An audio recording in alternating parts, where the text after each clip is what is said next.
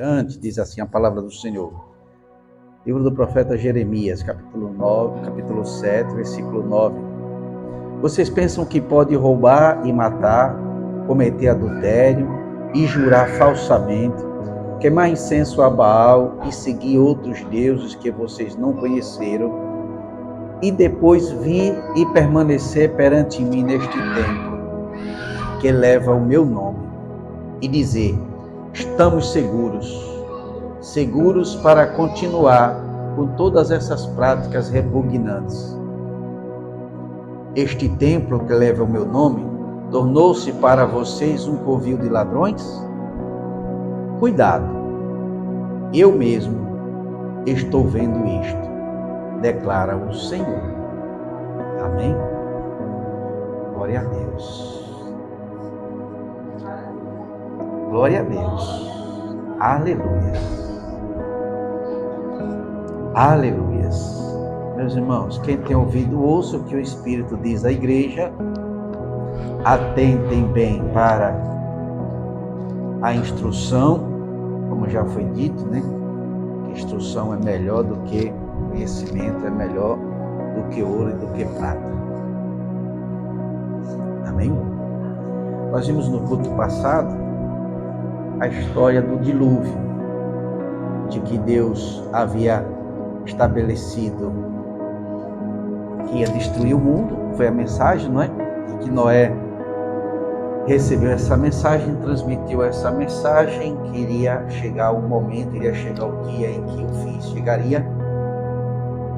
Preste bem atenção, igreja, e isso levou 120 anos para acontecer. Vimos isso, não foi? Glória a Deus. Aleluia. Deus falou do acontecimento durante o período ali, né, ou advertiu aquele povo, pelo menos cerca de 3 vezes. Amém? Fala lá no Gênesis capítulo 6.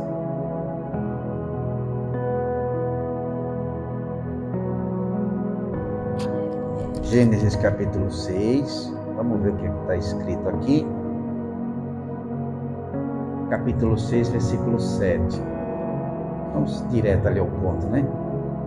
Está escrito assim: disse o Senhor: farei desaparecer da face da terra o homem que criei, os homens e também os grandes animais, e os pequenos, e as aves do céu. Arrependo-me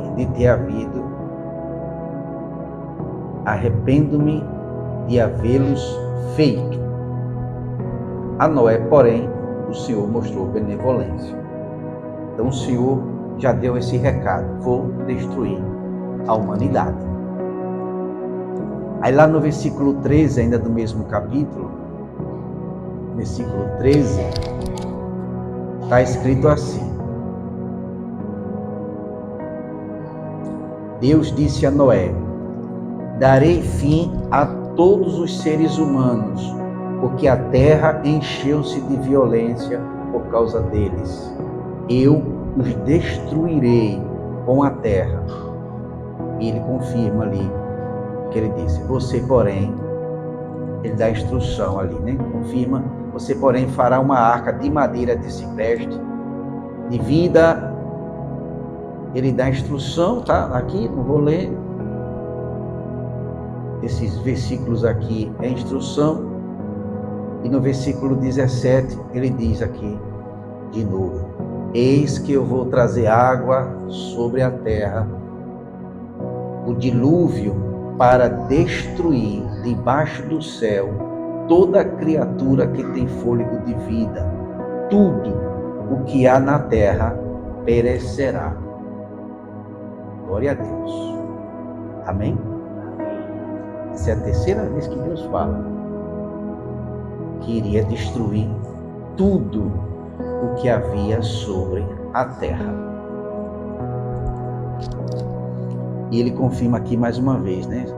Mas com você estabelecerei a minha aliança, e você entrará na arca com seus filhos, etc, e etc. Então Deus avisa o que vai acontecer. e dá um prazo para a humanidade. Por quê? Se a gente for ler no capítulo 6, a Bíblia diz que a humanidade havia se corrompido completamente. Bem? Naqueles dias havia desfeliz na terra e também, versículo 4, eles possuíam as filhas dos homens e deram filhos e foram heróis do passado, homens famosos. O Senhor viu que a perversidade do homem tinha aumentado na terra e que toda a inclinação dos pensamentos do seu coração era sempre e somente para o mal. Então, era um momento da terra, era um momento em que a terra vivia uma corrupção generalizada, uma contaminação generalizada. Todos, exceto Noé, se inclinando para o mal. Haviam se afastado de Deus pela prática do mal, pela prática do pecado. Então, era necessário que se desse um tempo para aprender. Olha só, Noé, eu preciso entrar na arca para se salvar. Só na arca que se salva. Só na arca. E o que é que eu preciso fazer para entrar na arca? Você tem que obedecer a Deus. Como? Por aqui, ó, as instruções. Então, eles tinham que ir até Noé, ajudar Noé a construir, que seria a salvação de todos, que ali estivesse, né? E ia aprendendo com Noé, que era o Messias ali, né? Que seria o mestre, não o Messias como Salvador, mas o Messias, ou o profeta, o enviado de Deus, para corrigi-lo, para instruir, para eles aprenderem como devem vir para a igreja, como eles devem permanecer na igreja, como eles devem adorar a Deus, como eles devem servir a Deus, como eles devem obedecer a Deus, para que naquele dia eles tivessem a permissão de Deus para entrar na arca. Não era simplesmente querer. Então, esses 120 anos que Deus concedeu à humanidade foi com essa finalidade, para que eles se aproximassem de Noé e eles aprendessem com Noé como servir a Deus, como obedecer, como ser fiel, como abrir mão dos seus desejos, como abrir mão das suas paixões, como renunciar ao mundo. Aleluias. Mas a mensagem inicial impactou e muitos ajudaram. Mas aconteceu o que normalmente acontece. O tempo passa e ao invés de o número aumentar, veja, cada dia que passa, foi dito nessa noite, está mais perto da vinda de Jesus. Então, ao invés de aumentar o número de pessoas dentro da casa do Senhor, esperando esse dia, não. Acontece que normalmente acontece. Vão se afastando cada vez mais. Vai diminuindo o número de pessoas, aleluias, que esperam por essa vida. Por quê? Aleluias. Por que isso acontece? Bom, imagino eu que seja por causa das nossas necessidades. Nós temos necessidades, nós temos diversas necessidades e a gente tem que aprender a lidar com essas necessidades. Aleluias. Como? Abrindo mão delas, renunciando essas necessidades que eu digo, esses prazeres. A Bíblia nos mostra isso, daquelas pessoas que souberam abrir mão das suas necessidades para se submeter a Deus, e a Bíblia mostra para nós aqueles que não sabem, não conseguem, não querem abrir mão das suas necessidades para servir a Deus. Aleluias. Nós vimos na escola dominical, para aqueles que estavam, para aqueles que tiveram a oportunidade e quiseram de aprender mais um pouco, de que nós corremos dois riscos. Um, de adorar as pessoas e coisas, e outro risco de ser adorado. Aleluias. Essas duas coisas acontecem por questões de necessidades. Eu posso adorar alguma coisa por necessidade, ou alguém por necessidade. Necessidade de atenção, necessidade de carinho, necessidade de reconhecimento. Aleluia. Mas a base desse mal é a nossa necessidade. Isso que tem sido a grande fraqueza. A palavra de Deus fala sobre isso para a gente, dessa instrução. Ele diz que nós somos tentados nas nossas concupiscências. Nós somos tentados nos nossos desejos. Nós somos tentados nas nossas vontades. Ele está dizendo, é aí o seu ponto fraco. É quando você quer. É quando você quer. Você quer. Para você. E aí nós estamos sujeitos a acontecer essas duas coisas. Adorar e ser adorado. Pastor Felipe leu a história dos fariseus, do comportamento dele, e como Jesus, ali eram os religiosos, né? Seriam os exemplos a serem seguidos, seriam os líderes espirituais. E Jesus se utiliza daquela situação, se utiliza do exemplo daquelas pessoas para ensinar o certo. Dizer, ó, isso aí está tudo errado. Não é por aí, não é dessa forma. Vocês têm que andar, é por aqui. Glória a Deus, não é desse jeito não. Ah, mas são os religiosos, são os doutores da lei, são os homens, é a tribo de Levi, são os descendentes de Arão, são aqueles que o Senhor tem aliança. Sim, são, mas estão fazendo a coisa errada. Não deixam de ser os descendentes, não deixam de ser os herdeiros, não deixam de ser os da promessa, mas estão fazendo a coisa errada. Aleluia. E ele diz assim, olha, veja só o versículo 5. Observe aquilo que a gente aprendeu na escola dominical, que nós podemos adorar ou ser adorado. Amém? E a gente é que tem que administrar isso, o nosso coração, para que a gente não se pegue adorando, como o jovem rico, né, adorando ali o dinheiro. É a gente que tem que policiar. A gente deveria vigiar. A gente deveria perceber. Mas se a gente não é capaz de perceber, de vigiar, de estar atento, que a gente pelo menos ouça. Que a gente fique atento quando falarem com a gente. Foi isso que aconteceu com o jovem rico. Ele adorava aquilo.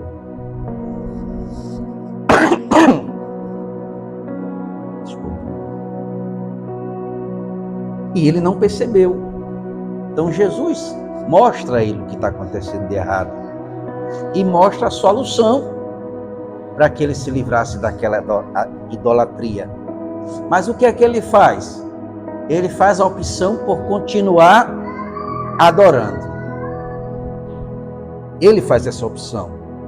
Porque a opção é nossa, não é dos outros. Somos nós que fazemos a nossa opção. Somos nós que decidimos vir à casa do Senhor. Somos nós que decidimos não vir à casa do Senhor. Somos nós que decidimos vir à casa do Senhor e lhe prestar culto. E somos nós que decidimos vir à casa do Senhor por vir.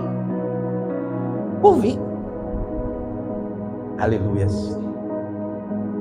Porque não tem outra coisa para fazer, de repente. Porque não tem outro lugar para ir. Aí eu vou para a igreja. Não tem outro lugar para ir. Se tivesse, eu iria. Mas não tem, eu vou para a igreja. Glória a Deus. Olha o versículo 5, o que é que diz? Tudo o que fazem, está falando desses sacerdotes lá, né? Foi lido aqui, capítulo 23 lá de Mateus, versículo 5. Tudo o que fazem é para serem vistos pelos homens. Ou seja, tudo o que eles fazem é para serem adorados, para serem queridos.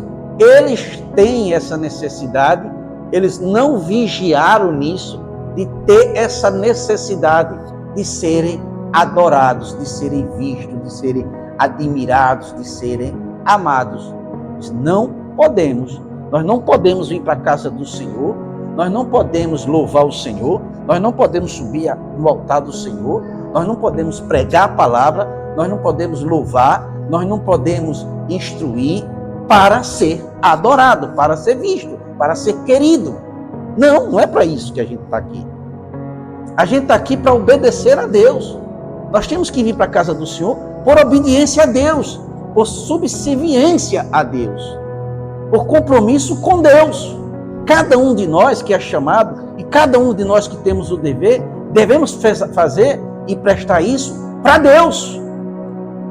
Nós temos que vir à casa do Senhor cultuar o nosso Deus. O nosso culto tem que ser para Ele. E nós temos que nos preocupar com isso. Senhor, eu estou prestando bem o culto. O Senhor está se agradando. O Senhor está gostando. Aleluias. Porque eu não estou preocupado com o que estão olhando para mim, se estão se agradando ou não, se acha que eu estou certo ou acha que eu estou errado. Não é isso que me importa. O que me importa é o Senhor. Eu estou certo ou estou errado? Estou fazendo direito ou não? Aleluias. Mas o Senhor disse que eles faziam isso para serem, aqui olha, para serem vistos pelos homens. Eles fazem seus filactérios bem largos e as franjas de suas vestes bem longas. Gostam do lugar de honra nos banquetes e dos assentos mais importantes nas sinagogas, de serem saudados nas praças e de serem chamados de rabis. Então, o prazer dele não estava em servir a Deus e cuidar do povo e obedecer a palavra e obedecer a lei, mas o prazer dele estava em serem exaltados pelos homens. O filactério é aquela caixinha que traz aqui na testa, que traz um versículo bíblico. Ali seria um sinônimo de santidade. Então, diz que eles faziam as dele bem grande. Ó, bem grande. Sabe para que seria isso?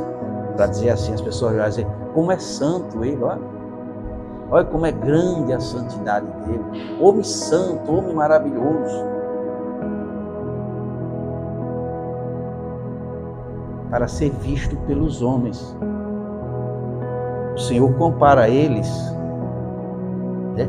Lá no versículo que foi lido, compara a eles ao sepulcro caiado, que era bonito por fora, né? Bem arrumado, filactério grande, as franjas longas, tudo que seria sinônimo de santidade, sinônimo de vida no altar, sinônimo de relacionamento com Deus, sinônimo de homens de Deus, seria, aleluias.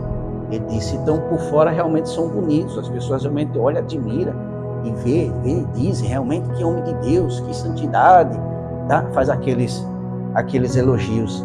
Eles estão por fora, eles são como sepulcro caiado, por fora muito bonito, bem adornado, mas por dentro é cheio de ossos secos, de ossos podres, é cheio de podridão.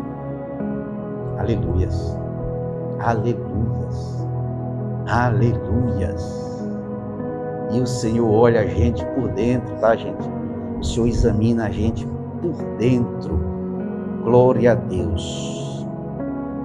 Então, qual é o grande problema disso que a gente enfrenta? Que a gente corre o risco, tá? Tanto de, estando na casa do Senhor, estando no reino, como ser seduzido para sair do reino. O que é que nos incita, o que é que nos seduz? São as nossas necessidades. Glória a Deus. Esaú é um exemplo do crente infiel, do crente que anda segundo as suas necessidades, dos crentes que buscam os seus interesses, dos crentes que buscam satisfazer os seus prazeres e alcançar os seus objetivos. Então, está mostrando ali para a gente, em Esaú, quando ele chega com fome, olha a necessidade. Qual era a necessidade? fome, comer. E chega a ter uma comida lá maravilhosa.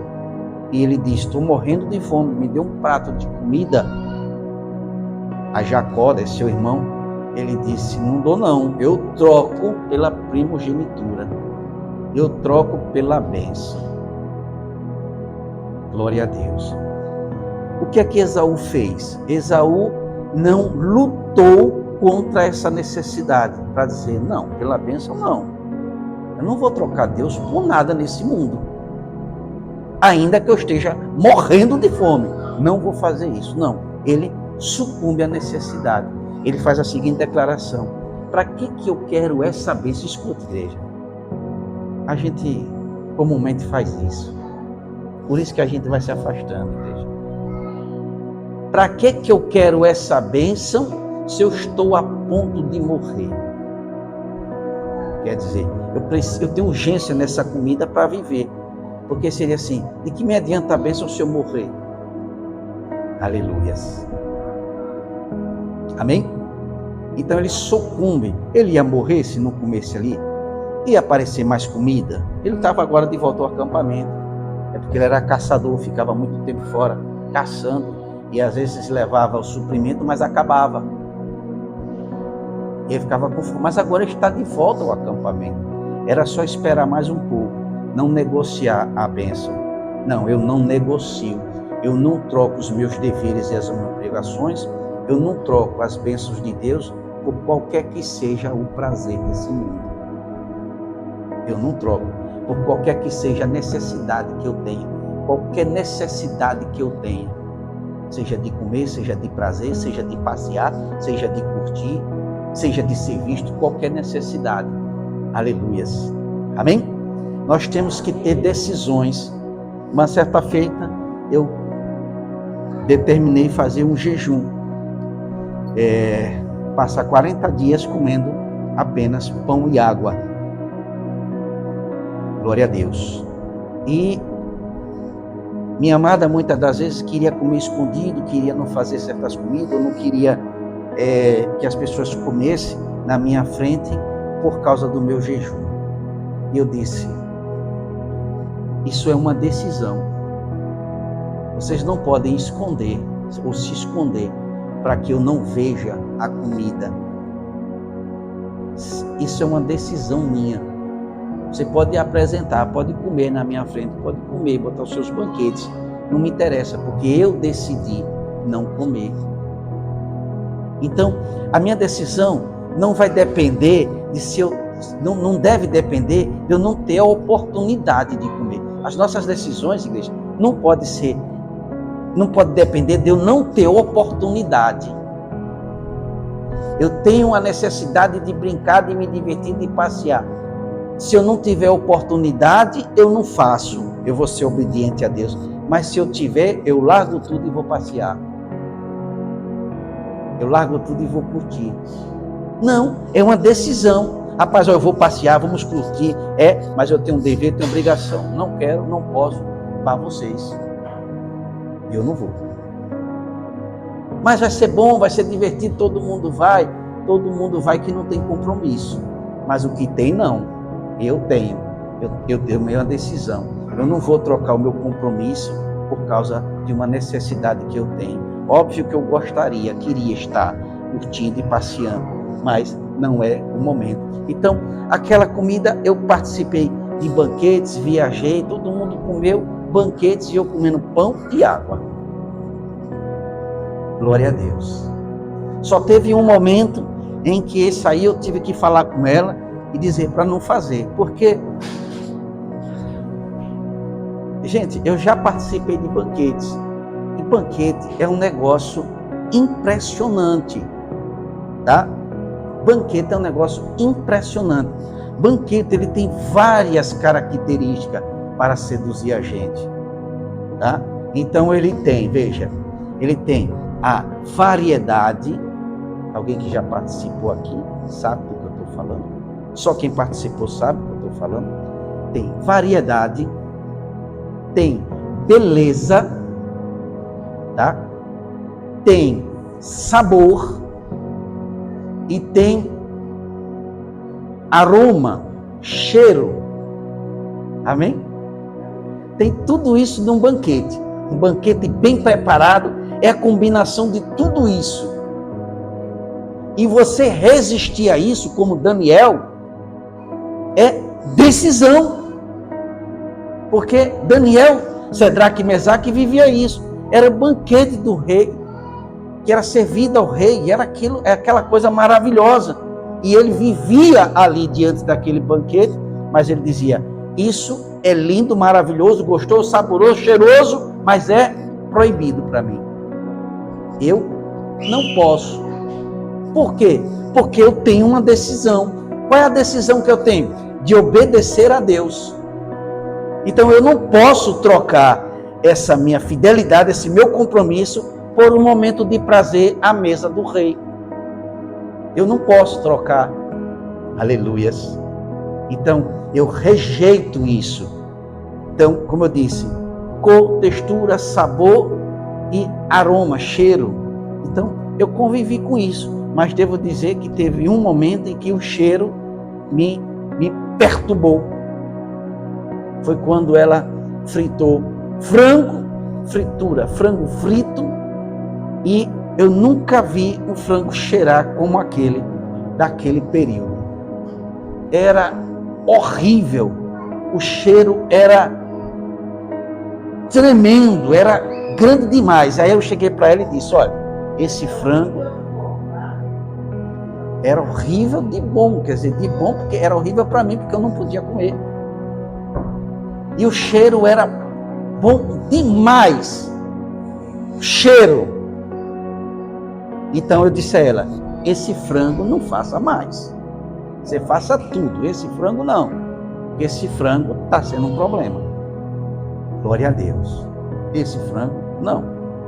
Está sendo uma tentação. Está sendo muito difícil. Eu não comi, obviamente, né? Mas aquele cheiro ficou excitando demais, tá? Amém? Então, a gente tem que tomar essa decisão, igreja. E a gente tem que ter cuidado com essas necessidades. Todos nós temos necessidades. Todos nós temos necessidades. Amém? Uns mais, outros menos. Necessidade de passear, necessidade de comer, às vezes necessidade de comer uma comida diferente, necessidade de alguém falar com a gente, de alguém nos dar um abraço, nos pegar na mão. Nós temos necessidades. Nós temos, todos nós temos. Mas é isso que Deus precisa que a gente entenda. Essas necessidades, elas não podem estar acima da obediência.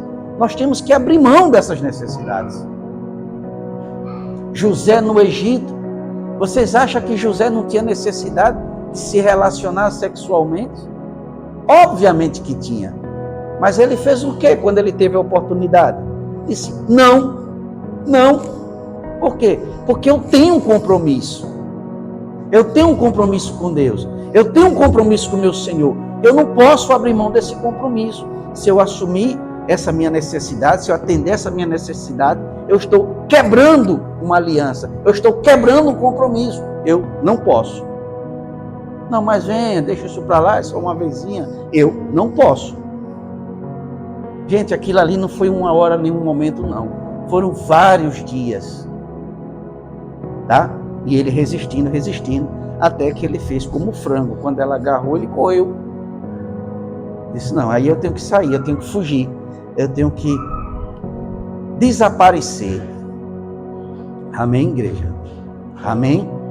Então, cada um vigia a sua necessidade para que a gente não esteja colocando ela acima de Deus. Nossas necessidades de modo geral, tá? Seja de alegria, de prazer, de comer, seja lá o que for, não colocar as nossas necessidades acima da palavra, acima do compromisso que nós temos assumido com Deus. E é isso que Deus fala aqui. Essas pessoas se afastam dele, daqui, vão adorar outros deuses e acham que pode ficar com Deus e acha que pode ser favorecido por Deus. Está dizendo, não vai. Então, não ache que você vai atender às suas necessidades, seja ela qual for, em descumprimento à vontade de Deus, à palavra de Deus. Fique claro isso, não é toda e qualquer necessidade, é aquelas que contraria a palavra de Deus, contraria a vontade de Deus, contraria o seu compromisso, quebra a sua aliança que você tem, e você achar que vai chegar aqui no outro dia, na casa do Senhor, vai louvar, vai adorar, e Deus vai dizer, está tudo certo, está tudo bem. Ele vai dizer, não, você quebrou a minha aliança. Você pensou mais em você do que em mim. Aleluia. Amém, igreja? E aqui fala, né? Depois não temos mais tempo, mas o texto continua, Deus falando de Siló, que era lugar de adoração. Ele diz, veja lá o que aconteceu com Siló, que era lugar de adoração, porque eles foram infiéis. Lá foi destruído o local e foi destruído aquelas pessoas. E a mesma coisa vai acontecer com este lugar de adoração, tá? Amém? Aí ele diz, mesmo vai acontecer com este templo, esse templo também vai ser destruído, e vocês também. Amém, igreja? Vamos ficar de pé e vamos orar ao Senhor. Glória a Deus. Aleluias. E Jesus, quando voltar, se a gente não tiver colocando Ele em primeiro lugar, aleluias, a gente vai ficar, tá bom?